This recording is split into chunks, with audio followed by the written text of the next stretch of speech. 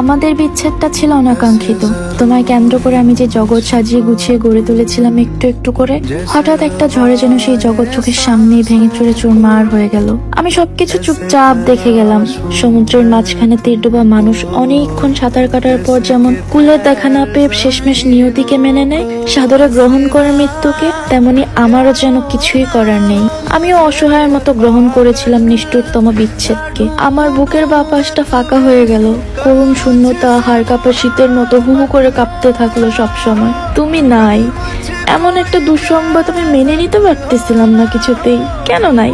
এই শব্দের উত্তর খুঁজতে গিয়ে আমি বারবার শুধু নিজের দোষ ত্রুটি খুঁজেছি। নিজের অজান্তেই অপরাধীর কাঠগড়ায় দাঁড় করিয়েছি নিজেকে বারবার। রায় কোনো পক্ষের দিকেই যায়নি, যা গেছে তা কেবল সময়। অপেক্ষা বেড়েছে আমার। প্রতিদিন প্রতি মুহূর্তে মনে হয়েছে তুমি ফিরবে। তোমার ফেরাটা অনিবার্য। আমি ভাবতাম তোমার অভাব আমায় যেমন করে পোড়ায়, তোমাকেও বোধহয় তেমন করে পোড়ায়। আমার জন্য তুমি না কাঁদো, অন্তত আফসোস হলেও করো। আমার মতোই হয়তো তোমারও কোনো কোনো সন্ধ্যা অনেক দীর্ঘ হয়ে যায়।